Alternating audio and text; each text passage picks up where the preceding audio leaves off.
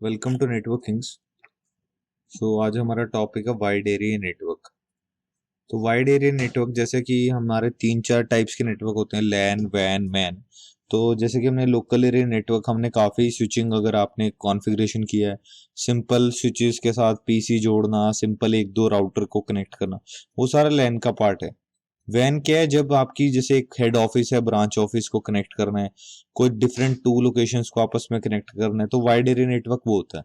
तो नीड क्या है हमारी वैन की? जैसे बिजनेस कंपनीज हैं, किसी ने रिमोट ऑफिस खोला हुआ किसी और लोकेशन पे, बहुत सारे रिमोट वर्कर्स हैं, मतलब घर बैठ के ही काम कर रहे हैं। फिर बहुत सारे रिमोट ऑफिस हैं कि कोई घर बैठ के अपने प्राइवेट लाइन नेटवर्क या होम से एक्सेस कर रहा है, कोई मोबाइल से कोई भी वेबसाइट कर रहा है, या मान लो ये पूरा इंटरनेट की तरह ही है। तो वैन क्या हमेशा, अगर फॉर एग्जांपल सबसे इजी मेथड यही है समझाने का कि अगर आपको फेसबुक, गूगल या कोई और different kind of server access करना है, तो आप google.com लिखते हो, मोबाइल पे, टैबलेट पे, कहीं पर भी लिखते हो। तो वो क्या है, पूरा का पूरा सारा जो फेसबुक जितने भी सर्वर्स हैं वो सारे वाइड एरिया नेटवर्क के अंदर आ जाते हैं। वाइड वैन और लैन में डिफरेंस क्या है कि जो वैन है उसका कोई एरिया स्पेसिफिक नहीं है, यानी वाइड जियोग्राफिक एरिया है, मतलब पूरा कहीं पे भी फैल सकता है वाइड एरिया नेटवर्क। लैन क्या, सिंगल बिल्डिंग होगी या छोटा एक एरिया होगा, जैसे 5-6 बिल्डिंग्स का, उसे लैन बोल दिया जाता है। ठीक है। लैन क्या होता है? वो कंपनी का खुद को होता है लैन। ठीक है। और ओनरशिप इसमें वैन में क्या होता है, आउटसाइड जो सर्विस प्रोवाइडर होता है, वो जो आपको सर्विस देता है, वो एक तरह से उसका वैन होता है। मतलब अगर आपने एयरटेल का इंटरनेट लिया है या किसी और डिफरेंट कंपनी का इंटरनेट लिया हुआ है अपनी कंपनी के अंदर, तो आपका वाइड एरिया नेटवर्क मतलब कौन आपको प्रोवाइड करवा रहा है? एयरटेल, जो आपका सर्विस प्रोवाइडर, जिसे आईएसपी बोलते हैं। और आईएसपी की फुल फॉर्म है इंटरनेट सर्विस प्रोवाइडर। तो जो आपकी ये वाली वैन की सर्विसेज है, मोस्टली फ्रेम रिले, एटीएम, एचडीएलसी, और ये डेटा लिंक लेयर पे चलती हैं। तो अब वैसे और भी चीजें आ गई हैं, जैसे एमपीएलएस हो गया, MP layer 3 VPNs. But most technologies कौन सी हैं आपकी? Data link layer, frame relay, ATM, HDLC, ये काइंड ऑफ सर्विसेज। और फिजिकल आपको पता ही है, जो भी आपके कनेक्टर्स होंगे, इलेक्ट्रिकल सिग्नल्स की जो इन्फॉर्मेशन होगी, वो यानी दो लेयर्स पे काम करता है आपकी वैन सर्विसेज, फिजिकल और डेटा लिंक। तो ऐसे आपका वैन डिवाइसेस कनेक्ट होते हैं, जैसे राउटर के साथ केबल इंटरनेट आया और दूसरी कंपनी के राउटर कनेक्टेड हैं। और ये पीएसटीएन है, यानी पब्लिक स्विच टेलीफोन नेटवर्क।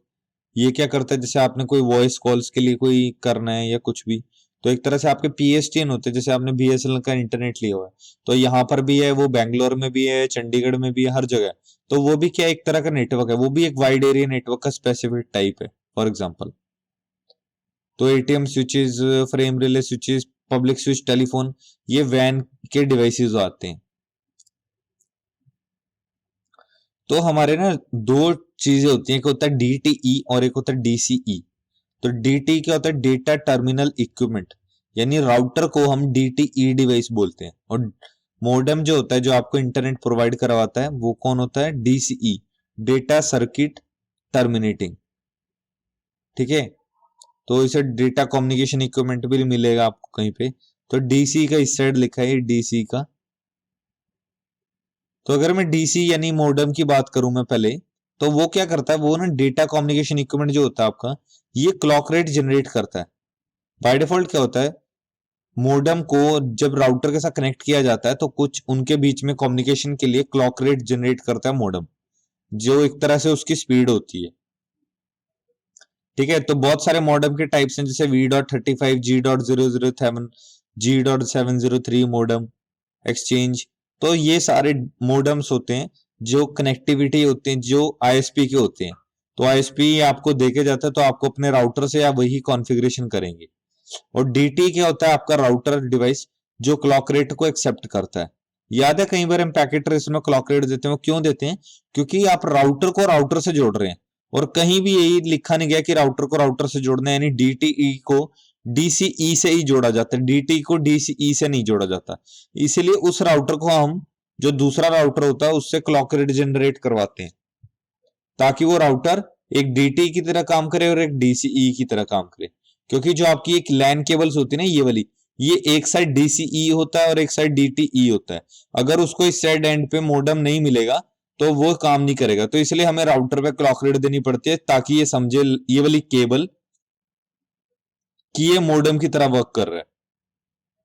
तो अगर आप पूरा गूगल वगैरह करो उसको सीरियल केबल को, तो मैं आपको दिखाता हूं। एक जगह DTE लिखा होता है और एक जगह DCE लिखा होता है।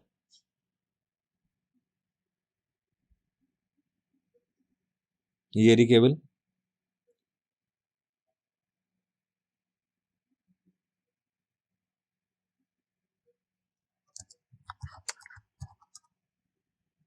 ये देखो इनके ऊपर लिखा होगा, ये एक्चुअल में दिख नहीं रहा है हमें, ये देखो दिख रहा है थोड़ा थोड़ा। अगर मैं इसे जूम करूंगा थोड़ा सा, यस, ये देखो DCE और DTE। तो ये वाला साइड होता है मॉडेम पर लगता है। और हमारे पास तो जब हम प्रैक्टिस करते हैं या कई जगह ऐसा भी होता है जब हमें एक राउटर के लिए बैकअप रखना पड़ता है कि अगर एक राउटर डाउन हो जाए तो दूसरा काम करे, तो राउटर को राउटर से कनेक्ट करना पड़ता है। पर राउटर को राउटर को से कनेक्ट नहीं कर पाते थे इस केबल से। ये फास्ट इथरनेट का कोई इशू नहीं है, सीरियल केबल जो होती है ना उसमें इशू होता है सिर्फ। DT DCE वाला जो होता है, क्योंकि ये वाली जो केबल होती है हमारी वैन केबल होती है एक तरह से, wide area network kind of cable समझो आप इसे। जो फास्ट इथरनेट और इथरनेट होती है वो लैन केबल मानी जाती है। पर आजकल फाइबर ये वाली केबल्स यूज होती हैं और गीगा पोर्ट्स यूज होते हैं, तो ऐसा कुछ नहीं है। तो आपको सिर्फ याद रखना, राउटर को DTE बोलते हैं, मॉडेम को DCE बोलते हैं। ये जो केबल होती है, अगर ये वाला साइड DTE का राउटर में लगेगा और ये DC वाला इस साइड लगेगा। अगर आप मॉडेम नहीं कनेक्ट कर रहे हो, आप पैकेट ट्रेसर में दो राउटर जोड़ रहे हैं, असली में जोड़ रहे हैं, तो एक साइड सीरियल केबल जब आप यूज करोगे, ये दिखा देता हूं मैं आपको।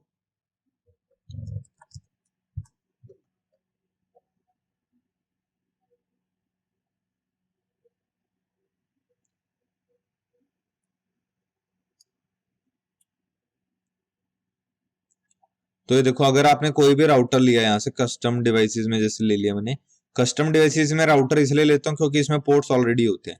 तो आप यहाँ पे सीरियल केबल अगर लगाओगे, दो राउटर ले लेता हूं मैं, अगर ऑटोमेटिकली लगाएंगे देखते कौन सी लगेगी, सीरियली लगी। तो सीरियली लग रही है और यहाँ पे पोर्ट नहीं शो कर रहा, तो options preferences always show port labels, तो इसको ऑन किया है, देखो सीरियल 0/0। अब ये क्लॉक का निशान दिखाता है, इट मींस इस राउटर को हमने एज अ मॉडेम ट्रीट करना है। तो ये मेरा DCE साइड है, यानी पैकेट ट्रेसर खुद बता रहा है। और रियल में कैसे पता चलेगा आपको, जब आप इंटरफेस सीरियल 0/0/0 नो शटडाउन वगैरह IP एड्रेस वगैरह दे दोगे, तो आपको शो इंटरफेसिस सीरियल 0 नहीं, शो कंट्रोलर्स कमांड है, शो कंट्रोलर सीरियल 0/0/0। ठीक है, तो वो आपको बताएगा वो DCE साइड है DTE, देखो DCE साइड है ये वाला। तो जिस साइड, दोनों साइड कमांड चला के देखोगे, जिस साइड DTE होगा DCE होगा, डेटा सर्किट इक्विपमेंट या कम्युनिकेशन इक्विपमेंट, तो उधर आपको क्लॉक रेट देना है। तो क्लॉक रेट कैसे देते हैं, कॉन्फ़िगर टर्मिनल में गए, इंटरफेस सीरियल 0/0/0 और यहाँ पे आपको क्लॉक रेट देना पड़ेगा। अगर आपको बिल्कुल भी बेसिक्स नहीं समझ आ रहा है तो आपको पहले की वीडियोस करनी पड़ेंगी, जिसमें हमने बताया सीरियल केबल को कनेक्ट कैसे करते हैं और क्लॉक रेट कैसे देते हैं। तो ये बहुत सारे टाइप्स हैं केबल्स के, जैसे EIA TIA 449। ये देखो अभी जो हम यूज कर रहे थे वो कौन सी थी, V.35, जब हमने यहाँ पे इसकी प्रॉपर्टीज देखी थी। तो बहुत सारे वो हैं। तो ये कुछ काफी टेक्निकल हो गया, इतना कुछ। ये फील्ड सर्विस इंजीनियर जो केबल्स और उसमें फील्ड सर्विस इंजीनियर्स होते हैं ना, जो तारे बिछाते हैं, रैक बनाते हैं, वो ज्यादा करते हैं ये चीजें। तो अगर आपको ऐसी जॉब मिलती है तो आपको भी ये पढ़ना पड़ेगा। या डिजाइन में भी यूज होता है, जो CCDA DP होते हैं ना, तो उन्हें डिजाइन का काफी पता होता है। अभी देखो वाइड एरिया नेटवर्क क्या है, कुछ नहीं है, मल्टीपल वीलेंस है। मल्टीपल वीलेंस नहीं, लेंस, सॉरी। ये जो बिल्डिंग 1 है, 2 है, 3 है, 4 है, 5 है, अगर 10 बिल्डिंगों को आपस में जोड़ दिया, वो एक तरह से वैन हो गया, वाइड एरिया नेटवर्क हो गया। तो आपके वैन के प्रोटोकॉल्स होते हैं, वाइड एरिया नेटवर्क के प्रोटोकॉल्स हैं, HDLC PPP, सारे अपने अपने डिफरेंट डिफरेंट टेक्नोलॉजीज पे वर्क करते हैं। ठीक है, यानी वैन ये वाले टाइप्स के हैं, मतलब अगर आपके बड़े नेटवर्क हैं तो आप HDLC PPP frame relay ATM ये सर्विसेज यूज करोगे। तो वैन भी आपके दो टाइप का होता है, एक डेडिकेटेड, यानी आपने क्या किया, फॉर एग्जांपल, तो ये जो डेडिकेटेड वाला है, इसका मैं एग्जांपल दे रहा हूं। मान लो ये हेडक्वार्टर्स है और ये कोई ब्रांच ऑफिस खोला आपने, तो इन दोनों के बीच में 1 किलोमीटर डिस्टेंस है और आपने एयरटेल या कोई सी भी कंपनी को बोला कि हमें लीज लाइन चाहिए।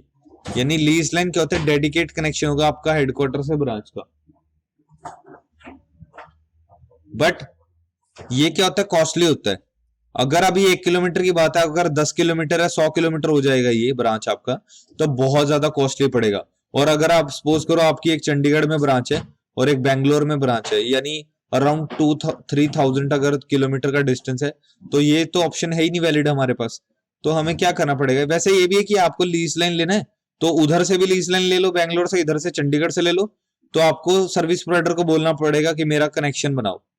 तो वही क्या करेगा, वही उसी को बोलते हैं, जैसे फ्रेम रिले हो गया, फ्रेम रिले टेक्नोलॉजी वही है। यानी आपको बैंगलोर से कनेक्शन दे देंगे, वहां से कनेक्शन दे देंगे और आपको कनेक्टेड कर देंगे। आपको ऐसा लगेगा कि आप डायरेक्टली कनेक्टेड है, यानी दिल्ली से या सॉरी चंडीगढ़ से बैंगलोर वाली ब्रांच में। तो स्विच्ड नेटवर्क्स जो होते हैं डेडिकेट तो हो गए। स्विच नेटवर्क्स में सर्किट स्विच जो पहले यूज होते थे पीएसटीएन, पहले इंटरनेट बहुत स्लो था, पब्लिक स्विच टेलीफोन नेटवर्क के थ्रू हम इंटरनेट एक्सेस करते थे, बट ये ऑब्सोलीट हो गया और ये हम यूज नहीं करते। फ्रेम रिले कुछ एक जगह पे रह गया, बट आजकल एमपीएलएस एक टेक्नोलॉजी है वो ज्यादा यूज होती है, और मल्टी प्रोटोकॉल लेबल स्विचिंग बोला जाता है उसे, मल्टी प्रोटोकॉल लेबल स्विचिंग।